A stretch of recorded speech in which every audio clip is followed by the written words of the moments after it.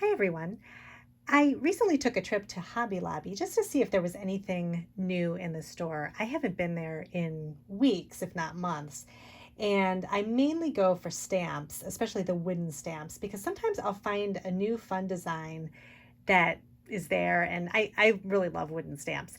So I'll go take a look in their stamp section. I'll also look at, sometimes they have some really nice clear stamps too. So you never know what you're going to find. So I usually go down the aisles a couple of times just to make sure I didn't miss anything. And this time I actually missed something. And then the second time I went back down the scrapbooking aisle, I discovered something new. So I'll show you that in a second. But these are some of the things that I found. I didn't get a lot. I just picked up a couple of things. But first of all, here, let me show you this. I don't normally buy paper kits at Hobby Lobby, but this one really caught my eye.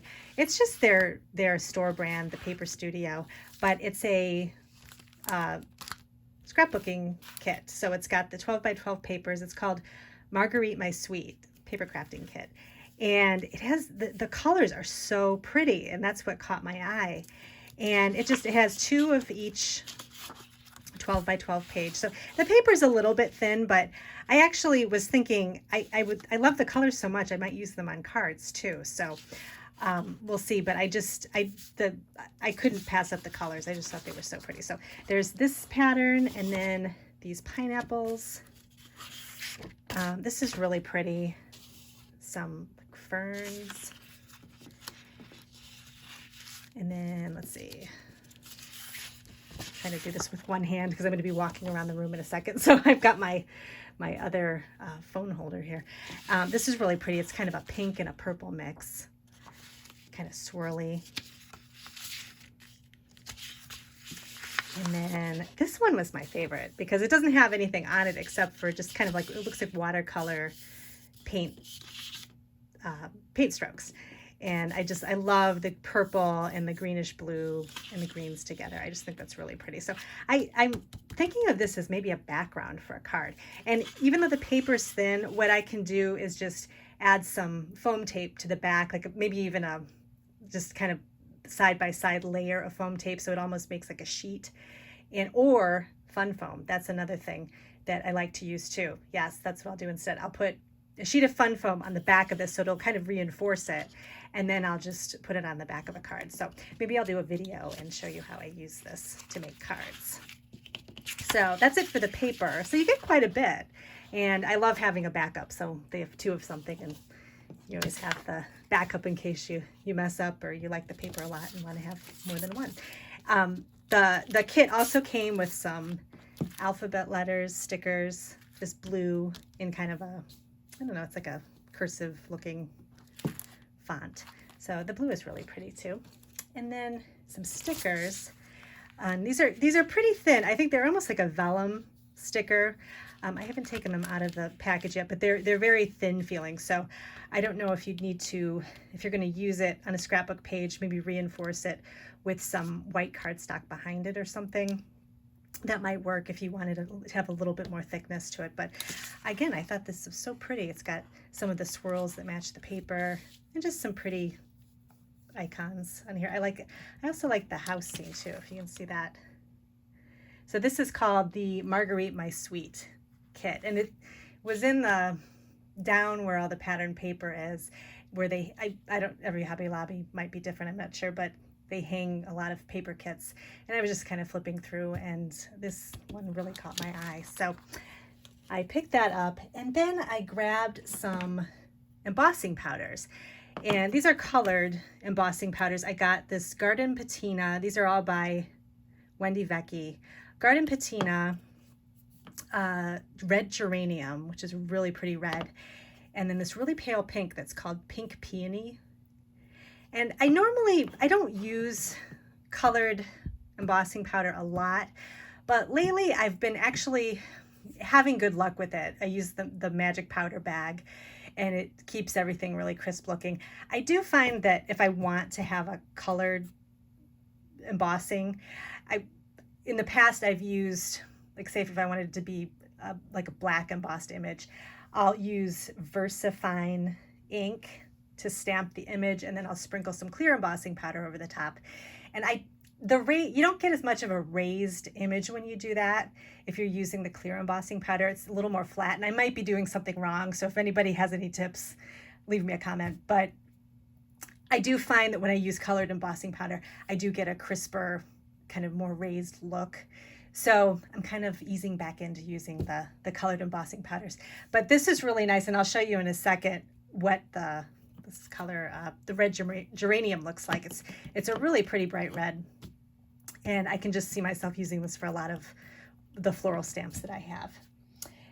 And then the other thing I picked up, I always go into I happen to walk by where they have all the little bags and the paper bags and the plastic bags. And I have this thing with small little paper bags and sacks. I use them a lot to, like, if I'm going to give a friend a card or a couple cards, I'll stuff a couple cards in one of the little decorative sacks. And it's just kind of like it's almost like you wrapped it, but you didn't. So, and they're really inexpensive. And I always try to pick some up when I'm around Hobby Lobby. And I found these, which I thought were really pretty. It's just a clear Ziploc style bag, but then it's got these really fun flowers on them. And you get a ton, you get 20 of them in there. So this is definitely, will last quite a while. But I really like these. And then I always like the mint. Anytime I see a mint paper bag or anything like that, I always like to pick them up. So this has mint, a pale yellow, pale pink, and I think that's it. But these are nice too. They fit cards perfectly, so you can slide a couple of cards in for a friend, and you can it just adds a little decorative touch to it. So I really like those. And then the last thing, I'll show you the box. This was just one of those kind of random things that I just found. Sorry for the shaky, whoops, the shaky phone here.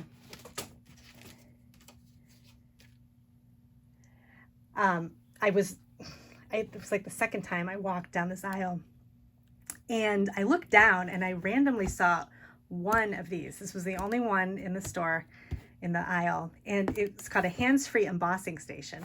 And I have a video of my craft room set up, and I think I show a little bit of like what I do for embossing. I kind of keep it over by my sink that I have in my craft room, and I just keep the embossing powders in a drawer, and I just throw the heat gun in the drawer too. But this thing I'd never heard of before, and I guess it's been around for a while, because there are some YouTube videos on how to use it. So I was looking at it, and it just really looked interesting, and I thought this would be great because you can keep your heat gun right in the little organizer thing, and it's got a place you can put your paper that you want to emboss and just run it right under the heat gun. So I thought it would be fun to show you how it's used. So we'll go over and I'll show you where I set it up, and I'll heat emboss something, and I'm gonna use the new embossing powder that I got. So let's head over to the sink. Okay, so we're over here at my sink. It gets paint rinsed off in it, so don't look at the sink.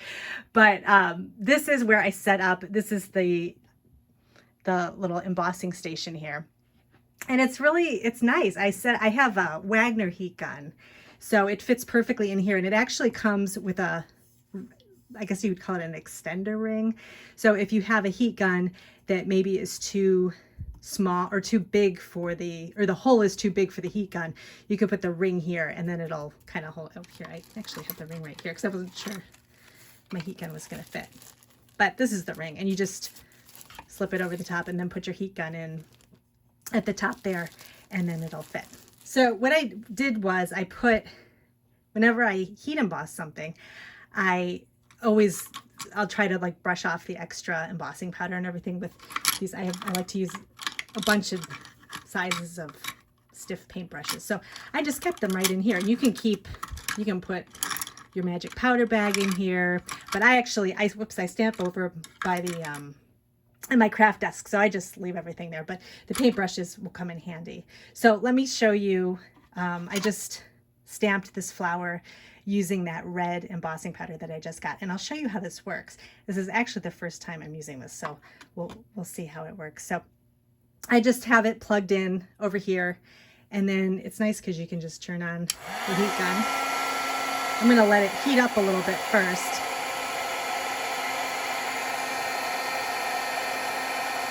All right. And then you just, this has like a little binder clip right here that you can attach your paper to. I'm just going to run it under here and we'll see how it works.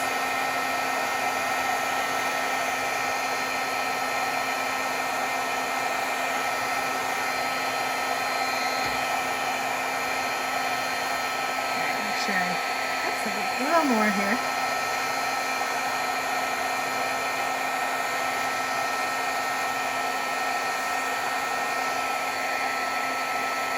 All right, I think I got it all. All right. So there you go. I don't know if you can see, let me get up close. There you go. You can see the embossing. It's really pretty. I love this red. It's like a super, it's just like a perfect red. So really nice embossing powder. But I also like the embossing station. I thought this was nice to be able to just put it right under here and you don't have to, because I can like, you get kind of burned sometimes if you're holding onto the paper. So this is really nice. I'm excited that I got this. So I just keep it, I always unplug it though, because I think that's always a safe thing to do. But you can keep the cord right here in this little cord station.